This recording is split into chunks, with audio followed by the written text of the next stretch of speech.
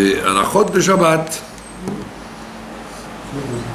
Alors, on va réviser un peu les lois de l'allumage des bougies. Voilà. Et à l'image des bougies, il y a écrit que c'est une chova. Chova. Qu'est-ce que ça veut dire quoi une chova? Il y a des mitzvot après lesquels vous n'êtes pas obligé de courir. Par exemple, vous n'êtes pas obligé de faire la shrita. Si vous ne voulez pas manger de viande, vous n'avez pas à faire la shrita. Vous ne courez pas après ça. Ou alors si vous n'avez pas de maison, vous n'êtes pas obligé d'avoir une mezouza. Si vous avez si vous n'avez pas un toit, vous n'êtes pas obligé d'aller chercher pour faire un toit, pour faire un parapet. Donc il y a des mitzvot qu'on fait quand ça se présente, et il y a des mitzvot qui s'appellent chova. Chova, ça veut dire tu veuilles ou que tu veuilles pas, tu es obligé de la faire. Hein? Comme les tefilines, le chauffard, le Hanouka, c'est des choses que même si tu n'as pas envie de les faire, tu dois les faire. Et l'allumage des bougies de Shabbat, ça s'appelle une chova. C'est quoi la chova? Il y a écrit il faut que dans la maison, il y ait un air d'alouk. Dans la maison où on se trouve, il faut qu'il y ait un air d'alouk. Donc c'est pas une mitzvah, c'est une chova, il faut qu'il y ait un air d'alouk. C'est pas une mitzvah sur chacun. C'est une mitzvah de la maison. Il faut que la maison, elle soit éclairée. Hein? Avec un air, avec une veilleuse. Hein? Que ce soit en paraffine, ou avec de l'huile, ou avec à l'époque, il faisait ça avec de la graisse de poisson, avec ce qu'il pouvait, quoi. Parce que l'huile coûtait très cher.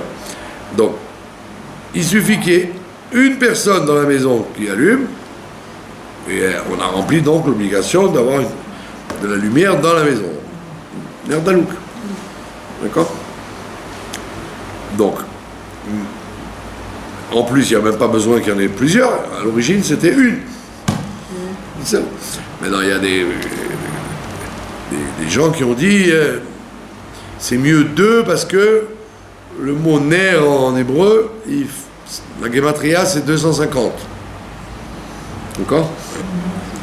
Alors on dit quoi? Ner, noun c'est 50 et resh c'est 250. Maintenant on dit dans les Mishnayot, on dit que la femme elle a 252 membres. Et les hommes, et les hommes, ils ont 248 membres.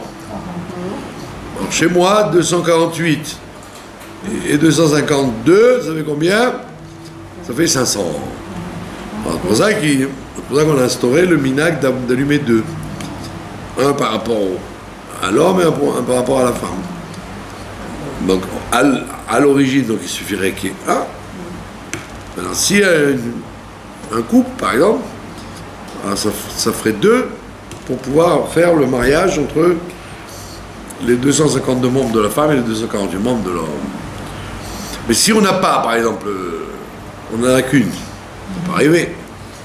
Si on est coincé, on se trouve dans un endroit où il n'y a pas d'autre source de lumière qu'une, et ben on est quitte avec une. D'accord? Maintenant, après, avec le temps, il y a des gens qui rajoutent, qui allument d'après les enfants, d'après les sadikim, il y en a qui allument jusqu'à 12, 15. Chacun fait comme il entend, mais là, la base, c'est une. D'accord?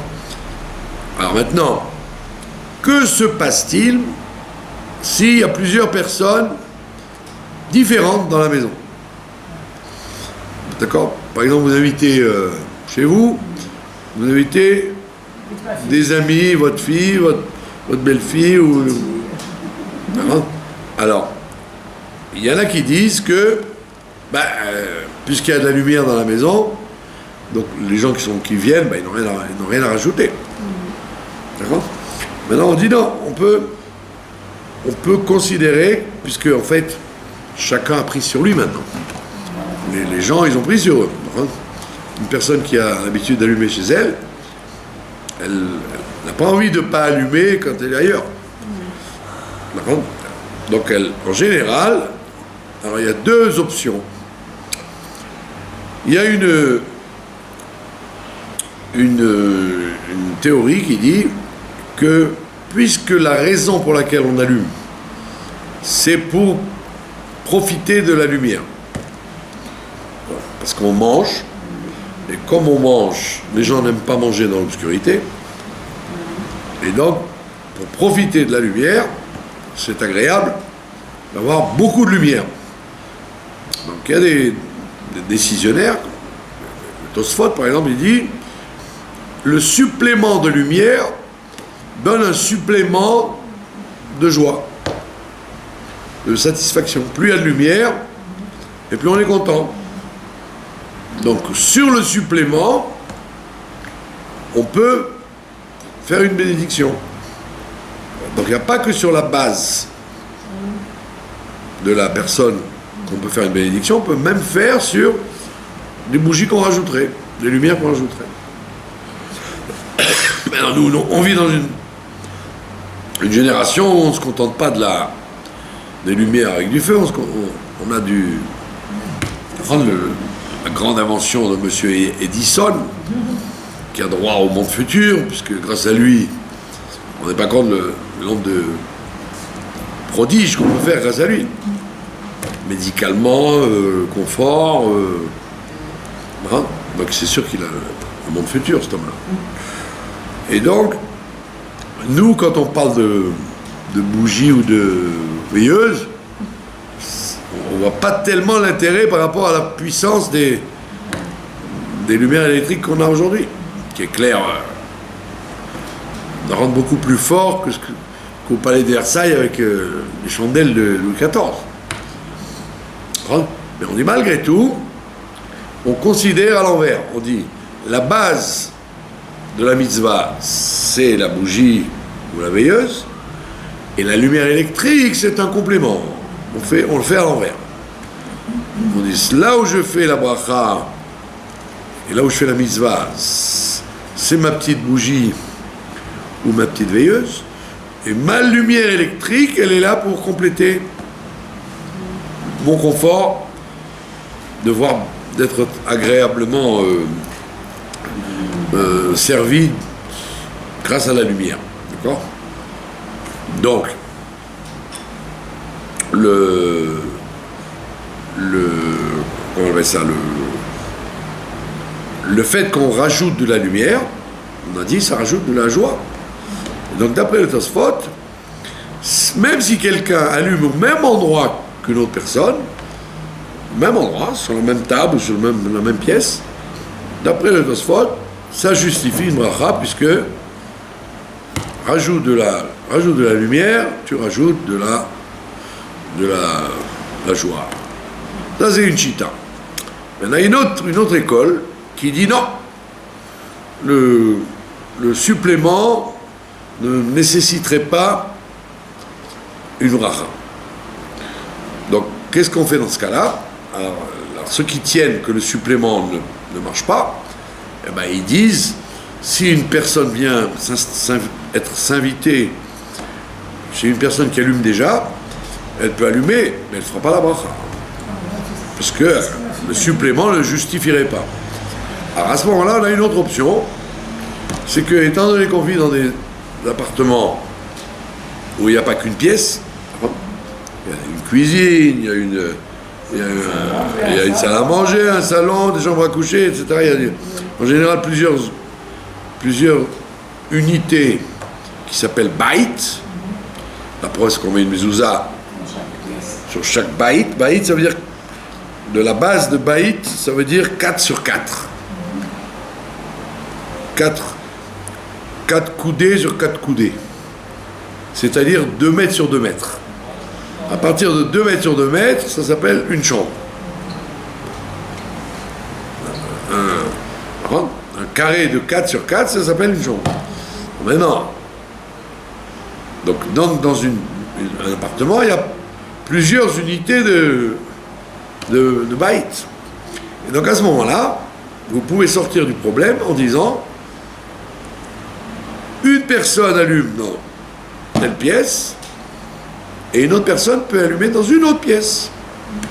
Parce que c'est évident que dans chaque pièce, même au niveau électrique, on met des lumières dans chaque pièce. En général, c'est rare qu'il y ait une lumière suffisamment grande pour que d'un seul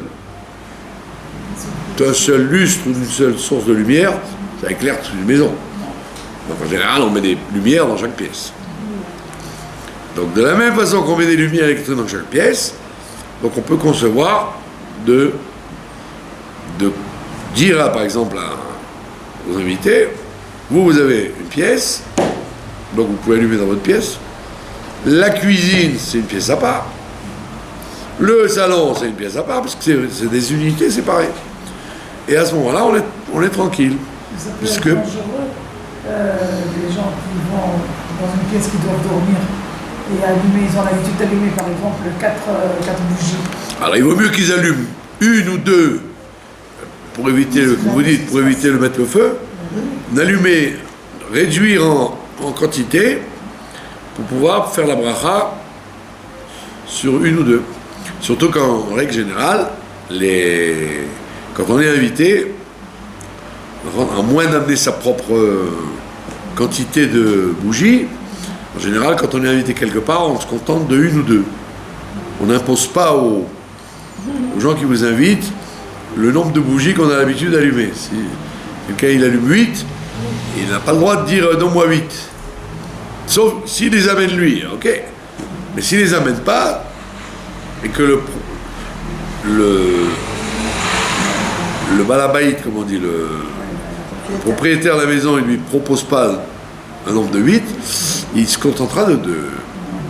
Et ça s'appelle pas avoir annulé un vœu, hein, puisque quand il dit 8, c'est quand il est chez lui, ou quand il est à ses frais. Alors s'il est ailleurs, il se contentera de 2.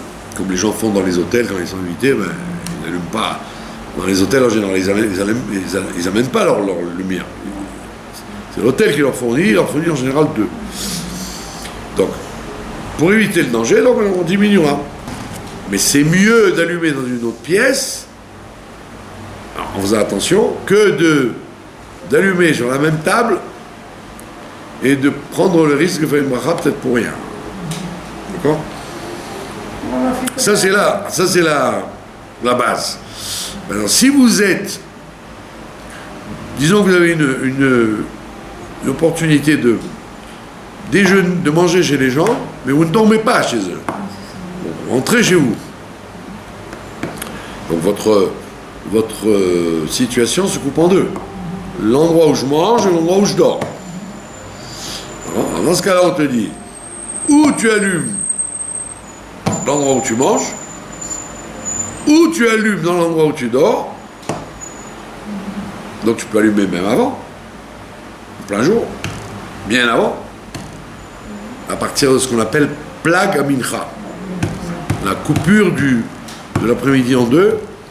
Quand vous coupez l'après-midi en deux, ça s'appelle la moitié de l'après-midi. À partir de la moitié en direction de la nuit, ça s'appelle plag à mincha, et on a le droit d'allumer depuis ce moment-là déjà.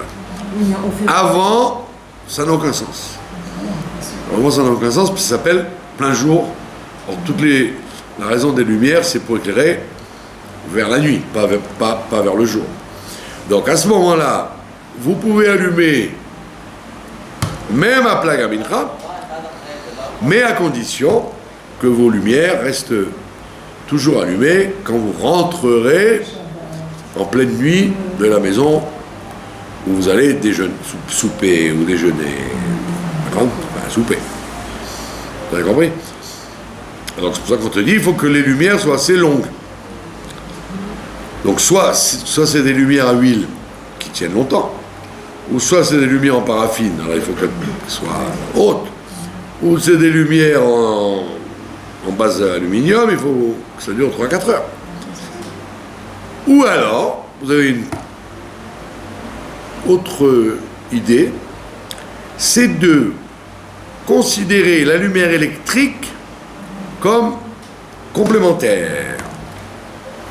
Complémentaire. Donc vous dites, j'allume un truc avec un combustible, huile ou paraffine, et je complète avec l'électricité.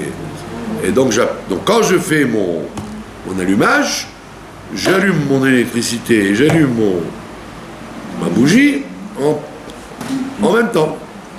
C'est pas que je laisse allumer depuis longtemps les lumières électriques, et puis après, une fois que j'ai allumé, je dis tiens, ben voilà, elles aussi je les compte. Il faut penser avant le processus. Avant d'allumer les veilleuses, les bougies, vous devez dire je complète avec l'électrique. Mais vous pouvez, il y a même plus que ça. Vous avez des situations, par exemple, où vous vous retrouvez dans un endroit où vous êtes à l'hôtel, par exemple. Moi, j'étais à l'armée, ça m'est arrivé, dans l'armée, j'étais au Har Meron, l'endroit le plus haut d'Israël, où on voit jusqu'à la Turquie, moi. C'est extrêmement... Il fait un froid de canard, même en été, vous voyez, c'est très haut. On avait un chauffage comme dans les campagnes françaises, vous voyez, avec la cheminée.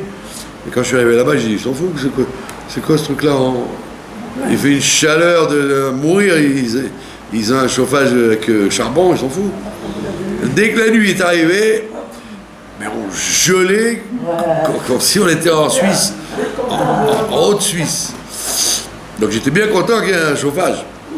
Alors, arrivé le Shabbat, j'ai dit à l'officier de cache-route, j'ai dit au téléphone, je lui ai dit sois gentil, on va être là pour Shabbat, est-ce que tu peux m'apporter des chalotes, du vin et des bougies?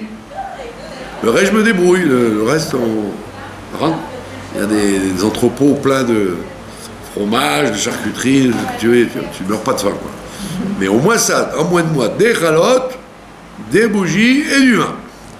Oui. Shabbat est arrivé, il n'y avait ni chalotes, ni vin, ni bougies. Alors, le vin, j'ai défoncé un entrepôt et j'en ai trouvé. Avec la crosse du fusil, j'ai défoncé un entrepôt. Et j'ai trouvé des vieilles bouteilles poussiéreuses. Mais le pain, il y avait tous les pains d'Angèle qui vous livrent comme ça. Donc je lui ai dit, le pain, on se débrouille. Maintenant, pour les bougies, pas de bougies.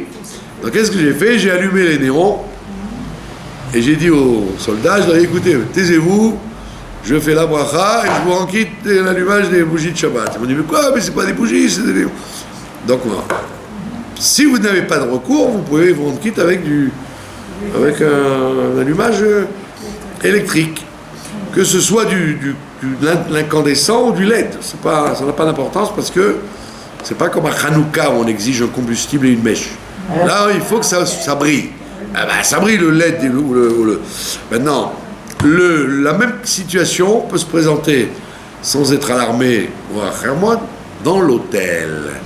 Quand vous êtes dans un hôtel, si vous avez les moyens de vous l'offrir, ou on vous l'offre, peu importe. Vous allez à l'hôtel, maintenant, ils se cassent pas là-bas, ils se cassent pas la tête dans les hôtels, ils vous mettent des grands plateaux, comme chez Rabbi Shimon ou Rabbi Meir, avec des bougies pour tout le monde. Et c'est un problème, parce que d'abord, c'est situé dans le même endroit. Deuxièmement, personne s'en sert, parce que c'est près du lobby. Donc quand vous mangez, ni vous les voyez, vous en profitez. Donc c'est très problématique de faire une bracha sur des bougies comme ça. Et puis en plus, comme c'est Rabbi Shimon, alors la chaleur les fait éteindre très vite. Donc des fois, les gens font une bracha pour rien. Donc, et comme la direction ne permet pas d'allumer dans les chambres, ils ne voient pas. De peur, non, ils ne voient pas, mais il y a des détecteurs. Il y a des détecteurs et ça vous fait des fois la sirène. Et ça vous fait tomber de l'eau, enfin, des fois c'est catastrophique. Donc qu'est-ce qu'on propose? Eh bien tout simplement, cette idée d'allumer, voilà, vous allumez vous-même, un des endroits de la pièce où vous dormez, que ce soit la pièce ou les toilettes, parce que quand vous ouvrez la porte, la lumière se projette à l'intérieur. Et donc vous rendez culte comme ça, c'est beaucoup mieux. Comme ça, quand vous allez dormir, elles sont encore allumées. Et puis et vous en profitez, puisque il y a pas... Manger, vous allez manger dans la salle à manger, à la lumière des lumières de l'hôtel, mais dans la chambre, quand vous rentrez, vous avez besoin de lumière. Alors, il n'y a pas simplement pour manger qu'on doit avoir la lumière, on doit pour tout. Si j'ai besoin de lire, j'ai besoin de sortir mon pyjama, ma brosse à dents, je suis bien content d'avoir de la lumière. Donc, c'est la meilleure solution plutôt que de jouer un Rabbi Shimon, d'allumer avec 600 personnes dans un plateau en alu. Aux toilettes, vous avez dit? Ouais. Et quand vous ouvrez la porte des toilettes, Ok, pour la lumière, la bracha. Vous la faites dehors, bien évidemment. Vous fermez la porte, vous faites la bracha, après vous ouvrez. Mais le geste, c'est vous qui avez fait le geste. Il ne faut pas qu'une lumière soit déjà allumée. Donc vous allumiez avec cette intention-là. Vous faites la bracha avant? Ouais, vous faites la bracha. Avant, et comme ça, quand vous allez monter du repas dans la chambre, ça sera encore allumé, donc vous n'avez pas de problème. C'est beaucoup mieux comme option que de compter sur les bougies de la salle à manger qu'on vous donne comme qui n'ont vraiment pas de sens. Parce que personne s'en sert et il y a concurrence déloyale entre les bougies, donc il y a un problème de faire la bracha. Alors dans la chambre, il n'y a pas de problème, c'est chez vous et c'est utile. C'est bon? Pas de questions? Voilà, donc vous avez à peu près toute l'image qu'il vous fallait. D'accord? Et c'est pour ça que si vous avez peur que les lumières ne restent pas quand vous allez rentrer, parce que vous avez imaginé à 9h, à 9h on aura fini de manger, je rentre, c'est bon. Mais il y avait quelqu'un de très drôle à la table, il vous a fait rire jusqu'à minuit, et vous arrivez à minuit et vous n'avez plus de lumière. Alors que si vous avez pensé à laisser la lumière allumée, vous êtes sauvé. Alors vous avez mis la minuterie à 1h du matin. Alors vous fermez la porte. Oui, ça va être une petite lumière comme ça. Oui, je sais, Ça, c'est pas très efficace, les prises, parce que ça n'éclaire presque pas. C'est un problème. C'est pas très utile. Si c'est des lumières comme il y a dans les chambres pour les enfants, là c'est bon. Mais il faudrait vous promener avec ça à l'hôtel, il faut y penser. Et ça, c'est pas très efficace pour justifier une bracha, parce que si j'éteins tout maintenant, vous allez voir que ça sert à rien du tout. Ni vous pouvez lire, ni vous pouvez voir. Regarde ce genre de choses. Voilà. C'est des lumières un peu problématiques. Il y a un truc super à Madstock, un truc comme ça. C'est en fait, ça marche avec des piles. Et il y a petite lumière, moyen, un peu plus fort. Et ça reste tout le Shabbat. C'est bien ça. Bon. Super. Voilà, mais si vous êtes à l'hôtel, il faut l'emmener avec vous. Ouais, j'en ai pas peur. Voilà. Bravo. Voilà, vous n'avez pas de questions? Non? C'est pour ça comme on a dit, la mitzvah n'était pas sur la personne, elle était sur la maison. C'est vrai qu'en fait, si, par exemple, vous êtes deux personnes, un homme, une femme, ou deux femmes, ou deux hommes, mais on va pas allumer 50 fois, on allume une fois pour tout le monde. Le mari en quitte la femme en quitte le mari, la mère, la fille, ou la copine. On peut allumer une paire pour tout le monde. Il y a quand il y a plusieurs familles que c'est un problème.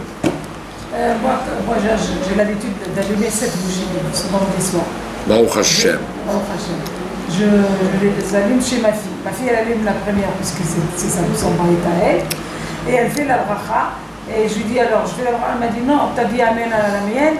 C'est comme si tu avais fait. Parce que vous êtes sur la même table. Voilà. Si vous êtes sur la même table, voilà. Sinon, si elle vous donne une pièce à vous ou la cuisine, là, vous pouvez faire la bracha à vous. Sinon, comme vous avez fait, si c'est sur le même endroit, on n'est pas toujours d'accepter le supplément de lumière. Donc, ou elle vous donne une autre pièce, ou vous faites comme ça. Les enfants, ils dorment. Voilà. Non, la cuisine, par exemple. Parce qu'on, la cuisine Dans la passe. cuisine, on allait toutes les deux dans la cuisine. On quoi? Dans la cuisine. Ouais. Ma fille, elle allait dans la cuisine. Ah, d'accord. Et moi aussi, elle me met les bougies à la cuisine. Ah, d'accord. ici à côté. Bah, très bien. Fallait mettre ailleurs. Voilà. Et tu fais la Pas de questions? Je dis amen à la repas de ma fille, ça y est. Bravo. C'est très bien. Pas de questions? Yallah. On va sur les Pirkei Avot. Ah bon? Eh oui, parce que... On fait pas comme ça? Et je vous ai expliqué déjà que comme nous sommes en décalage avec Chutz La'aretz jusqu'à Tisha B'Av, eux ils vont lire cette semaine à l'Otra. Et nous on est déjà Shlach. Alors ceux qui nous regardent de Chutz La'aretz, ils disent quoi, et déjà ils parlent de Shlach, c'est la semaine prochaine, j'aurais voulu à l'Otra. Alors pour marier tout le monde, j'ai décidé Pirkei Avot, comme ça, comme on a l'habitude de continuer Pirkei Avot en été, eh ben, tout le monde est content. Et surtout que Pirkei Avot, c'est des choses Ah ouais, c'est super. qu'on ne fait pas toujours. Ah, c'est pas possible. Alors, on est au chapitre 2. On le fait Il y a les normalement jusqu'à quelle commentaires, date? moi, j'avais Pardon? On le fait jusqu'à quelle date? À Rosh Hashanah. Tu m'étonnes. On fait des cycles de Pirkei Avot jusqu'à Rosh Hashanah, ça fait quand même pas mal de fois. Maintenant, comme c'est très profond et très long et très riche, donc il y a toujours des choses à tirer de là-bas. Pirkei Avot, c'est le premier livre de Moussar, après les Mishlei, après les proverbes du roi Salomon. Et c'est un traité de la Mishnah, c'est pas un truc tardif. Ça a été écrit par les Tanaïm depuis la construction du deuxième temple jusqu'au 5e siècle après la destruction. La hiérarchie de tous les Tanaïm jusqu'à la fin de la Mishnah, ça dure quand même plusieurs siècles. Et alors, on va s'arrêter sur une Mishnah du chapitre 2, c'est la Mishnah 9. Alors là-bas, on nous dit que, comme on parle des Tanaïm dans l'ordre historique, on arrive à Rabban Yochanan ben Zakkai. Rabban Yochanan ben Zakkai, c'est celui qui faisait la charnière entre le temple et après le temple. Il a assisté à la destruction du temple, deuxième, et il a composé tout le judaïsme de la Galoute jusqu'à nos jours. C'est lui donc c'était un personnage fondamental, Rabban Yochanan ben Zakkai. Donc il a reconstitué tout le monde de la Torah après la destruction du temple, qui était une catastrophe au niveau psychologique. Alors lui, on raconte qu'il avait 5 élèves favoris. Il y avait des milliers d'élèves. Il y avait 5 pointures, comme on dit. 5 élèves d'un très haut niveau. Par contre, J'adore quand tu dis ça. des pointures, hein. Pas des petits calibres. Un, il s'appelait Rabbi Eliezer ben Orkinus. Rabbi Eliezer le Grand. Un, il s'appelait Rabbi Yoshua ben Hanania. Un, il s'appelait Rabbi Yossi Cohen. Un, il s'appelait Rabbi Shimon ben Netanel. On ne pas confondre avec Rabbi Shimon bar Yochai qui sera dans 3 générations après. Rabbi Elazar ben Harar. C'est 5 gros élèves. Il dit, Amar Lahem, il leur a dit aux élèves, à tous les élèves, il leur a dit la chose suivante. C'est où sortez et regardez quel est le chemin droit auquel l'homme doit s'attacher. C'est où alors c'est connu, quand on dit sortez et regardez, pourquoi on dit sortez? Je vais aller descendre dans la rue pour comprendre. Il dit oui, sortez, ça veut dire, crois pas que c'est si facile que ça, Il n'y a pas écrit simplement regarde. Sors. Si tu veux comprendre la profondeur de ce que je suis en train de te dire, tu es obligé de sortir. C'est-à-dire faire un effort, de sortir de tes critères en disant on sait, ça va, c'est du déjà-vu. Et non, c'est pas du déjà-vu, c'est du très profond. On te dit sors et regarde. Donc il leur dit à ses élèves, sortez et regardez. Quel est le chemin droit auquel l'homme doit s'attacher? Alors, il a posé la question aux 5 élèves. Le premier, Rabbi Eliezer, il a dit, quel est le chemin droit, la Mida Tova, la bonne vertu à laquelle il faut s'attacher, Aïn Tova, un bon oeil. C'est quoi un bon oeil? Alors vous allez dire un bon oeil, c'est-à-dire il est gentil, il est positif, pas du tout. Un bon oeil, ça veut dire être heureux de son sort. Sameach bechelko. Un bon oeil, ça veut dire voir sa vie de façon positive. Alors que tout ce qu'on a, c'est bien. C'est magnifique. Lui, il dit la clé de la vie, Rabbi Eliezer Menorkinos, il dit la clé de la vie, c'est bon œil, avoir un bon œil. Regarde les choses en disant tout ce que j'ai, Baruch Hashem, ça me suffit, et je n'ai pas en vérité besoin de plus. Bon, s'il y a du plus, je l'accepterai, mais je ne grogne pas sur ce que j'ai, je suis content de ma vie. Voilà. Il dit, tu es content de ta vie, tu as la clé de tout. Bon. Ça, c'est la chita de Rabbi Eliezer. Rabbi Yoshua, il a dit, moi, je pense que c'est Chaver Tov. Un bon ami. C'est quoi un bon ami? C'est quelqu'un qui n'a pas peur de te faire des remarques. Quelqu'un qui te dit, comme on dit chez nous, tes 4 vérités, et qui te dit, ah là tu fais n'importe quoi, regarde ce que tu fais, et qui te répare puisqu'il te voit de l'extérieur. Ça s'appelle un Chaver Tov. Lui il dit, ça c'est la clé de tout. Parce que comme l'homme s'adore,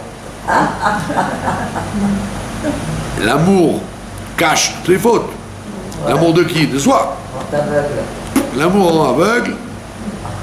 Donc on a tendance à toujours se trouver toutes les circonstances atténuantes et tout ce qu'on fait dire ça suffit largement. Alors que un ami qui te voit de l'extérieur, il va te dire de qui tu te moques. Tu pourrais faire 100 fois plus là-dessus, là. Donc, il dit, on sait très bien que le Gaon de Vilna, par exemple, il payait quelqu'un pour lui faire des remarques. Le payer. Qui lui disent ça va pas ça, Kvod Arav, il faut changer, ça il faut faire mieux. Ça veut dire qu'en général, même les personnes les plus sadikim, les plus justes, ils ont tendance à couvrir leur manque. Donc il lui te dit, un Chaver Tov, c'est la meilleure clé si tu veux avancer. Choisis quelqu'un, et pas comme les gens font. En général, les gens ils prennent comme amis les gens qui les caressent dans le sens du poil. Ils disent, oh, tu as une mauvaise mine aujourd'hui, mais il faut manger, il faut mieux boire, oh, ta jupe te va à merveille, il n'y en a que des compliments. Mais quelqu'un qui va vous dire, c'est quoi ça? Tu es habillé comme le las de pique. Arrête de bouffer, tu n'arrêtes pas de bouffer, tu manges trop. Et pourquoi tu n'as pas été au cours? Alors là, les gens, ils n'aiment pas. Ils disent, mais c'est pas un ami, ça, c'est un ennemi. Alors, ouais, de quoi tu te mêles? Je t'en pose, moi, des questions. Donc, on dit, un travertos, quelqu'un qui, évidemment, qui le fait pour votre bien, pas pour vous attaquer. Ça, c'est la chita de Rabbi Yoshua. Troisième élève, Rabbi Yossé. Lui dit, le mieux, c'est un shachen tov. Avoir un bon voisin. Alors vous allez dire, attends, mais un Shachen Tov, mais on ne choisit pas des fois les voisins qu'on a. Alors, on avait déjà vu l'autre fois, Archek mi Shachen Ra, éloigne-toi du mauvais voisin. Alors lui il dit, Shachen Tov, c'est-à-dire, tu dois, quand tu habites quelque part, pas regarder tellement la maison où tu vas être, mais regarder qui sont les voisins. Qui c'est qui est sur le même palier, en haut et en bas. Comment on fait Ah bah on voit, quand vous visitez une maison, Quand vous visitez une maison, vous ne voyez pas les voisins. ah bah, il vaut mieux, vous tapez à la porte. Et alors, Shalom, alors, je voudrais habiter ici. Qu'est-ce que vous conseillez? Qui vous êtes? Ah il y bon, a un ça. chien qui aboie. Hein. Ah, voilà, c'est ça. Donc il te dit un Shachen Tov, c'est le top. D'accord? Et pourquoi? Parce que le Shachen, il est pas collé à vous tout le temps. Et il peut vous aider, il peut vous... Et il met une atmosphère dans la maison, etc., etc. Donc il faut prier pour avoir un bon voisin. Il y a des gens qui ont des grandes galères avec le voisin. C'est pas... Vous avez beaucoup souffert avec, il y a des années avec un voisin. Non? Quel voisin? La plupart, Quel voisin? voisins qui... Enfin, bref. Je ne me rappelle pas. Moi, je contraire, on a toujours eu des voisins Il y a longtemps, hein. très agréables. Ah, il y a longtemps, vous me rappellerez. Hors antenne, vous me rappellerez de qui il s'agit. Donc, Bekitsour, lui, te dit Shachen Tov. Rabbi Shimon ben Netanel lui dit Aroé et Anolad. Il dit qu'est-ce que c'est la clé dans la vie? C'est de voir, pas d'être un visionnaire, comme les rabbinim là, Là-bas. les babas, qui prédisent la guerre d'Iran en Amérique, la guerre mondiale. Non, ça c'est du... pas de ça qu'on parle. On parle toi. Alors, oui, Tanolad, tu vois ce que tu fais, ce que ça va entraîner. Comme les échecs. Ne dis pas, allez, je fais, et tant pis, les conséquences, je ne les regarde pas. J'ai envie de te dire ce que je pense, je te le dis. C'est pas bien. Quelqu'un, je vous ai raconté une histoire vraie. Quelqu'un, il avait besoin d'un prêt à la banque. Et il avait peur que le directeur ne lui donne pas. C'est le directeur qui doit décider. Et il était dans un endroit, et puis il rencontre quelqu'un, et le quelqu'un, il est gentil avec lui, il lui parle bien, nanana. Et alors, quelqu'un lui dit, mais pourquoi tu as besoin de lui parler?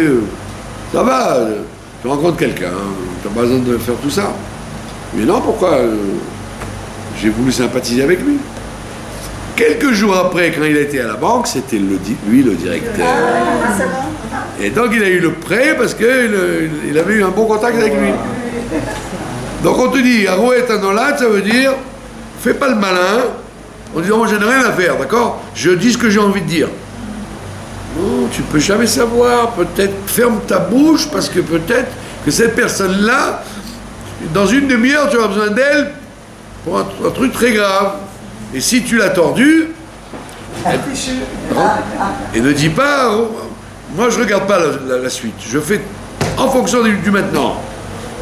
Il dit non, ouais, tout ce que tu fais, mitzvah ou avera, pense que il va y avoir un jour une conséquence à ça.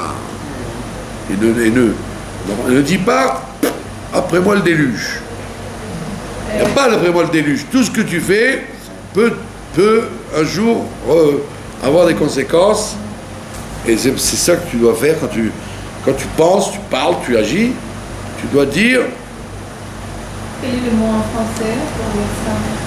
Être quoi? C'est être prévoyant. Aroé et Anolad, celui qui voit ce qui va sortir de là. Tu as fait le malin, eh ben peut-être que tu vas le regretter un jour, c'est dommage. Alors tu as dit non, j'ai envie de me faire plaisir, allez voilà. Ça c'est la chita de Rabbi Shimon. D'accord? Maintenant, Et le dernier, c'est Rabbi Elazar, Ben Arach. Lui, il dit la meilleure chose, la meilleure mida dans le monde, la meilleure qualité qu'on puisse avoir, c'est Lev Tov. Lev Tov, ça veut dire quoi? Ça veut dire faire des bonnes actions tout le temps. Qu'il pleuve, qu'il vente, que tu sois de bonne humeur, que tu aies de l'argent, ou que tu sois en bonne santé, mauvaise santé, peu importe, tu fais des bonnes actions. T'occupes que de faire du bien dans tous les domaines. Aux juifs, aux goy, aux religieux, aux athées, aux policiers et aux juges. Voilà, dispense de bonnes choses. Allez, lève-toi. Voilà. Maintenant, Rabbi Yochanan ben Zakkai, il leur dit, écoutez, quel est le chemin mauvais dont il faut s'éloigner? Ezoi derer Ra'a, quel est le mauvais chemin dont il faut s'éloigner? Alors maintenant, regardez comment ça marche. Alors, tout à l'heure, Rabbi Eliezer, il a dit Aïn Tova, un bon oeil, c'est-à-dire se contenter de ce qu'on a et être content de ce qu'on a, son sort. Qu'est-ce qu'il va répondre? Quel est le mauvais chemin qu'il ne faut pas avoir? Hein? Comment? Aïn Ra'a, voilà, un mauvais oeil sur soi-même. De toujours se grogner, toujours dire j'aimerais être plus riche que ça, je traîne la savate. J'aimerais être en meilleure santé, j'ai toujours mal partout. J'aimerais mieux avoir une grande maison. J'aimerais mieux être beau, être riche, être important. Toujours il grogne, il est Aïn Ra'a, il a un mauvais œil sur lui tout le temps. Mais ça se rapproche de celle de... Et lui, il te dit le contraire, c'est-à-dire le contraire de ce qu'il a dit dans le bien. Mais ça se rapproche d'être content de sa part. Là, c'est ce qu'il te dit. Voilà, être mécontent de sa part, exactement. Rabbi Eliezer, il a dit, la meilleure qualité, c'est d'être content de son sort. La plus mauvaise, c'est d'être toujours mécontent de son sort. Parallèle. Donc, là, jusque-là, on a compris. On continue, vous allez voir où on va. Rabbi Yehoshua, il avait dit, Chaver Tov, avoir un ami qui vous caresse pas dans le sens du poil, mais qui vous fait des réprimandes et qui vous arrange. Qui essaie de vous arranger. Donc qu'est-ce qu'il va dire? Quel est le mauvais chemin, la mauvaise mida? Et bien il vous dit Chavera. Voilà. Qu'est-ce que c'est Chavera? C'est quelqu'un justement qui est un démagogue. Chavera, ça veut dire qu'il est un ami avec vous. Mais au lieu de vous éveiller en disant non, prends les choses autrement, change, bouge-toi, fais ci, fais ça. Et au contraire, c'est un démagogue. Il dit oui, tu as raison, ouais, tu n'as pas bien mangé aujourd'hui, c'est pas grave, tu n'as pas bien mangé aujourd'hui. Je te comprends, avec tout ce qui se passe, on n'a pas envie de manger. Alors il dit lui, c'est un Chavera, parce que tout ce qu'il fait, au lieu de l'arranger, il le conforte dans ses erreurs. Tu t'es pas levé aujourd'hui? Bon, tu as raison, c'était pas la peine, il faisait tellement chaud. Tu as raté une journée de travail, mais c'est pas grave. Alors lui, il est content, parce qu'il y a quelqu'un qui lui... À tout ce qu'il fait, il dit Amen. Mais il dit, ça c'est un Chavera. Parce qu'il ne t'aide pas à progresser. Il t'enfonce dans tes défauts. Hein? Il y a quelqu'un comme ça. Le matin, il est en retard à l'étude. Alors je lui dis, venez à l'heure. Vous habitez rue Agrippas. Vous n'habitez pas à Tel Aviv. D'Agrippas à ici, vous avez 3 minutes 50. Il m'a dit quoi? Mais vous faites des remarques, mais je suis pas un enfant, nanana. J'ai dit, vous savez quoi? Je vous fais plus de remarques. Quand vous arriverez en retard, je vous dirai bravo, vous êtes formidable. Quand vous partirez plus tôt, je vous dirai bravo. Donc vous n'avancerez jamais, ça veut dire. Et vous mourrez dans vos défauts. C'est ça que vous voulez? Ben très bien. Parce que les gens n'aiment pas. Alors ils se disent pas, attends, mais s'il me l'a dit, c'est pour mon bien. Non, ils voient ça comme une attaque. Alors il dit, ça s'appelle Chavera, celui qui va toujours te dire que ce que tu fais est comme il faut, même si c'est pas vrai. On t'a pas dit qu'il doit t'insulter à longueur de journée, mais les choses qui vont pas, te les dire. Et si tu écoutes ce qui va pas, tu vas peut-être changer. Et si tu changes, bah tu vas gagner. Parce que la vie, elle dépend de la façon qu'on l'appréhende.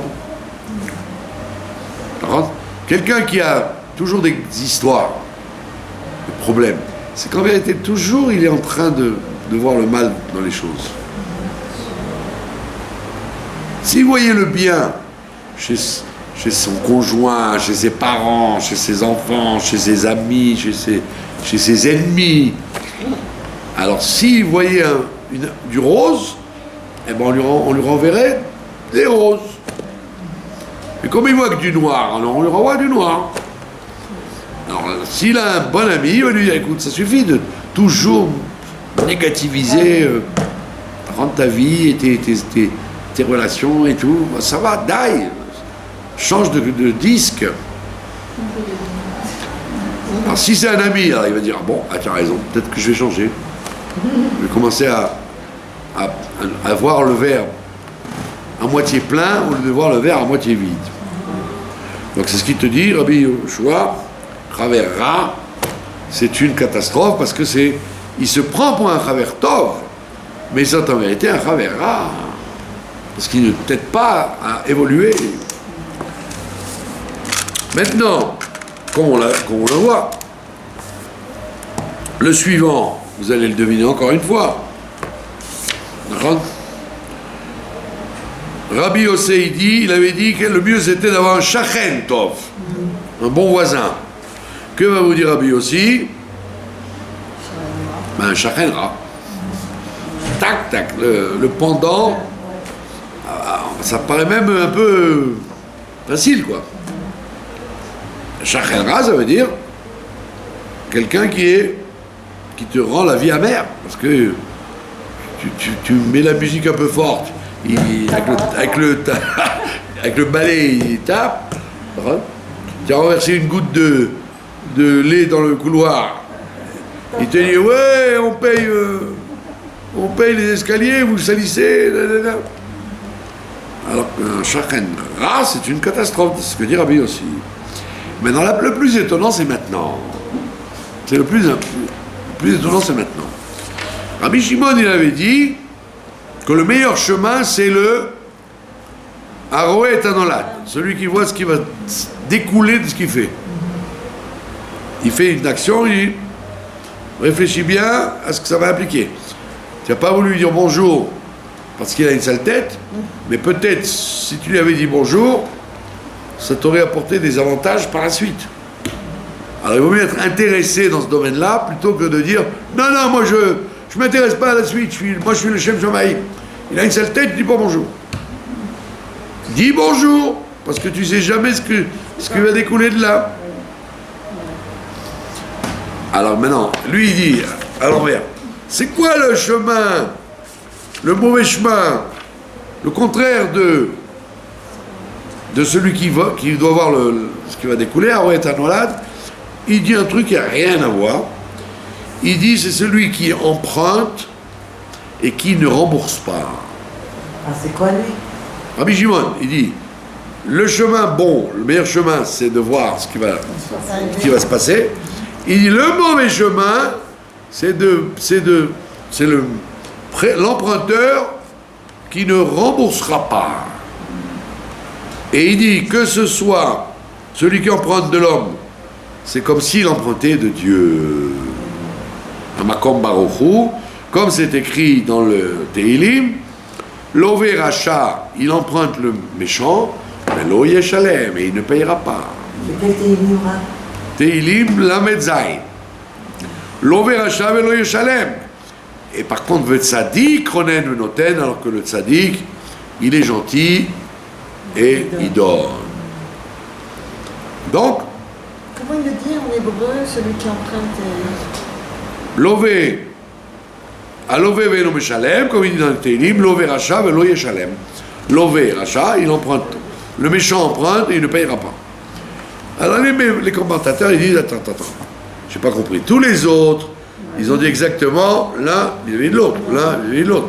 Lui, il aurait dû dire, comme le chemin le meilleur, c'est de voir ce qui va devenir, eh bien le chemin mauvais, c'est de ne pas voir ce qui va devenir. Mais pourquoi il n'a pas dit ça? Comme il a dit à Roé Tanolad, il aurait dit, chez énorme Roé Tanolad, celui qui ne voit pas. Alors on répond, non, parce que tu as des gens très simples, des gens très gentils, très pas calculateurs. Ils font des choses, mais ils ne voient pas ce que ça va donner. Ils ne sont pas Roé Tanolad. Il n'a pas calculé. C'est pas qu'il est bête, c'est qu'il est simple. Il rentre dans une pièce, il y avait 5 personnes, il a amené 4 coca. Quand il sautait. Alors lui il dit, voilà, il y a 4 coca, ben voilà, tac, tac, tac, tac, et il a fait une gaffe, à vous, il ne vous a pas donné. Et il se dit pas, elle va m'en vouloir, je vais acheter. Il dit, bon, c'est comme ça, bah, votre mazal, bah, vous n'avez pas eu à vous. Donc on voit bien qu'il y a des tas de gens qui ne sont pas méchants, mais ils ne sont pas calculateurs. Et donc ils font dans la vie des bourdes et des bêtises à n'en plus finir. Des gaffes, voilà, ce sont des gaffeurs, mais ce ne sont pas des gens méchants. Ils sont incapables de voir l'avenir. Donc celui-là, on ne parle pas de celui-là. Quelqu'un qui ne voit pas l'avenir parce qu'il est un peu simplé, on ne parle pas de ça. On ne parle pas de ça. C'est pour ça qu'il a donné un autre enseignement qui marche avec le premier et qui est beaucoup plus complet. Il dit, qu'est-ce que c'est un emprunteur qui ne rembourse pas? Alors tu as déjà le clal de l'argent. Pas l'argent. Celui qui emprunte, et il n'a aucun moyen de rembourser. Il n'a aucune idée comment il va rembourser. Et il vient chez toi, il te dit, voilà, prête-moi. Et toi, tu dis, bon, il y a une mitzvah de prêter, je vais lui prêter. Et tu as fait c'est toi qui as fait une erreur. C'est pas lui, c'est toi. Parce qu'il va rentrer dans un processus où il ne pourra pas te rendre cet argent.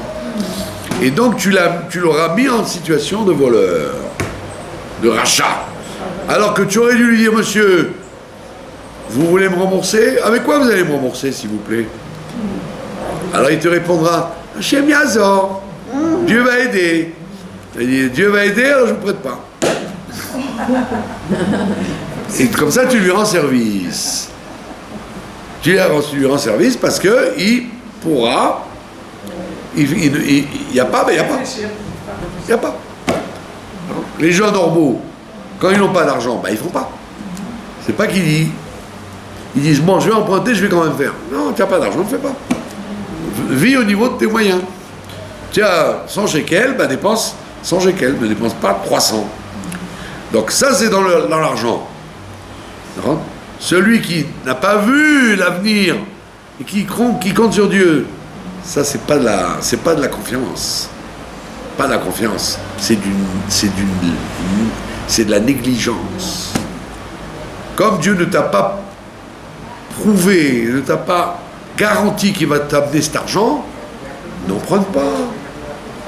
Et celui qui t'écoute, c'est lui qui a tort. Parce qu'il aurait dû, même au risque de se disputer avec toi, parce qu'il y a des gens qui se vexent. Quoi, vous ne me prêtez pas? Vous n'avez pas honte? Ben, il vaut mieux qu'il se vexe avant que toi, tu lui en veuilles toute sa vie. Il faut dire, je n'ai pas, je ne peux pas, tu ne sais pas comment rembourser, alors je ne te prête pas. Slicha. Et je ne suis pas un transgresseur. Parce que la Torah n'a pas demandé d'être fou. Elle n'a pas demandé d'être fou dans ce domaine-là. À moins que tu sois gentil en disant, je lui prête, et je sais qu'il ne me les rendra jamais, alors c'est un cadeau. Mais je ne lui dis pas. Là, d'accord, bravo. C'est ce qu'on a dit à la fin. Le tzaddik, il donne parce qu'il pense qu'en vérité la personne ne va pas rendre et il en tient compte. Comme un service. Très bien. Ça, c'est dans le domaine de l'argent. Maintenant, il y a un autre domaine où les commentateurs ils bougent. Il dit, c'est quoi un homme qui emprunte à l'homme? C'est comme quand on emprunte à Dieu. Il dit, c'est tous les êtres humains. Dès que tu es né sur terre, dès que tu es né, on t'a donné des yeux, des pieds, une maison, des parents, la santé, on t'a donné des tas de cartes. Et donc toi, tu profites de ça. Tu utilises ça. Tu es en bonne santé, qu'est-ce que tu fais avec ta santé? Donc tu empruntes la santé qu'on te donne. Mais tu ne rembourses pas, tu ne donnes rien en échange. Alové ve'eno meshalem. C'est quelqu'un qui, sans vérité, tout le monde.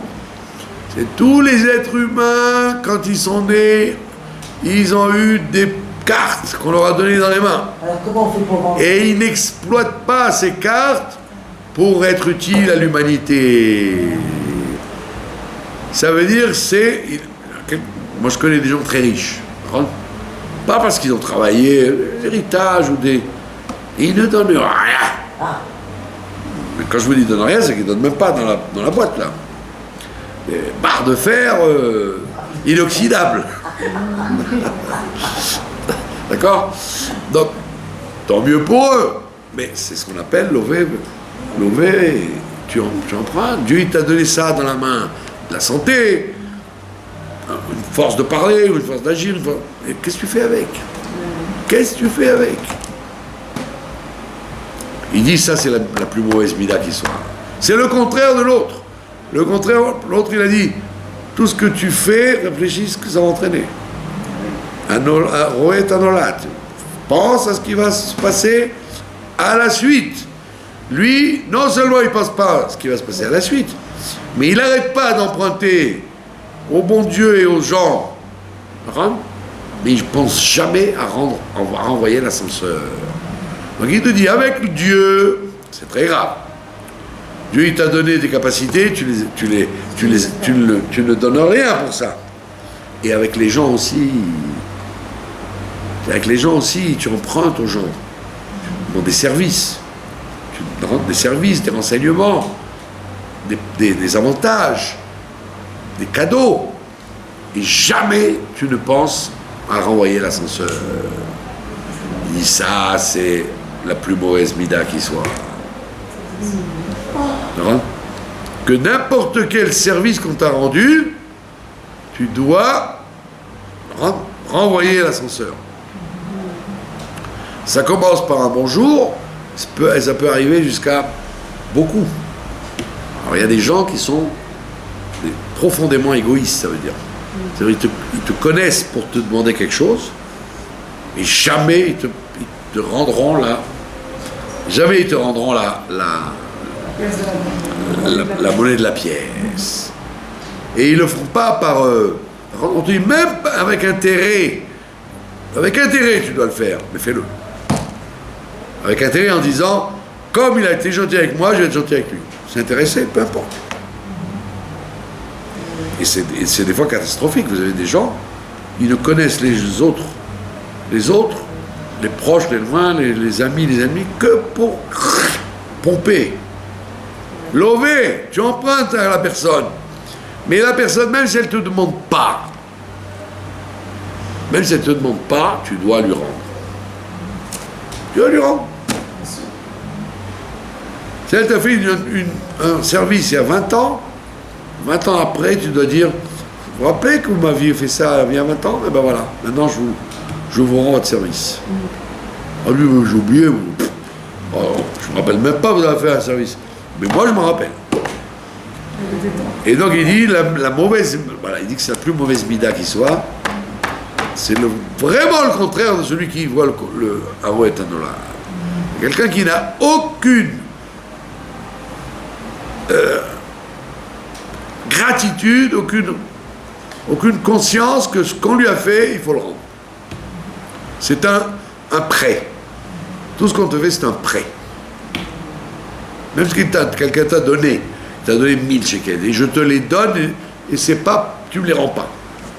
Mais ça s'appelle un prêt quand même, parce qu'il t'a fait, il t'a fait chaud au cœur. Il t'a fait chaud au cœur, tu ne dois pas dire, oh bah il est tellement riche celui-là, je n'ai même pas besoin de le remercier. Non. Je te demande s'il est tellement riche, c'est très dur à sortir quand on est riche. C'est les gens les plus riches. C'est les gens les plus riches qui sont les plus durs. L'épreuve, elle est pour eux, là. Eh ben oui. Donc toi, tu as profité de telle et telle personne dans tel ou tel domaine, marque ça sur un calepin pour pouvoir dire toujours je renverrai l'ascenseur un jour. Oui, on n'est pas obligé de redonner les 1000 shekels. Ça peut être un service. Voilà, c'est ça. Il y a des gens comme ça qui sont toujours prêts à vous demander les services, et eux, et vous. Mais quand vous avez besoin d'eux, Jamais là. ils peuvent pas. On connaît. Alors c'est embêtant ça. Alors il te dit, toi tu fais pareil avec Dieu, et ne fais pas pareil avec les hommes. D'accord ? Déjà, si on t'a jamais rendu service, tu dois essayer. Alors à plus forte raison. C'est pour ça que ça demande une comptabilité minutieuse.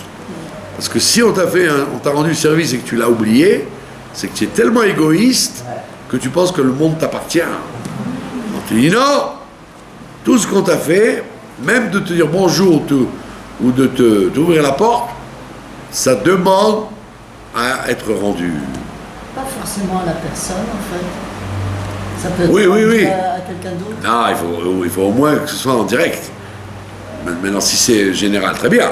Mais le mieux, c'est que ce soit directement lié avec la personne. Pas une bonne action que vous pouvez faire à quelqu'un d'autre. Ou, Oui, une bonne action qu'il va faire, oui. Il à t'a quelqu'un rendu. d'autre, pas Pas celui À qui X. fait. Oui. Quel X. Non, il faut que ce soit à la même personne. Oui, il faut qu'il y ait un sentiment C'est ça le hic. il faut qu'il y ait un sentiment de renvoyer, de réciprocité, voilà. C'est sûr que... Parce que sinon, vis-à-vis de la personne, vous êtes redevable. Même si elle s'en fiche. Il y a des gens qui, comme disait ma grand-mère, fais du bien et jette-le. Vous connaissez cette formule? Jette le bien et oublie-le. Très bien, ok. Mais il n'en demeure pas moins que si quelqu'un de bien précis t'a rendu un service aussi bête qu'il soit, d'accord, de dire bonjour, alors que tu ne connaissais pas suffisamment, il t'a dit bonjour, eh ben, il faut rendre l'ascenseur. Et donc, Rabbi Shimon, il dit, donc c'est vraiment le contraire de celui qui voit l'avenir. Et pourquoi? Parce que les Mekoubalim, ils disent, parce qu'après la mort, tout ceci se comptabilise. Tout ceci se comptabilise, on te dit, bon, alors écoutez, asseyez-vous, on va vous mettre le film de la vie. Et on dit, ouais, il y a M. Dupont là-bas, il avait été gentil avec vous, qu'est-ce que vous avez fait pour lui rendre? On ne parle même plus de M. Dupont. Hein? Donc c'est pour ça que ça marche dans ce monde-là et dans l'autre monde. Voilà, je vous remercie de votre attention. Merci à vous.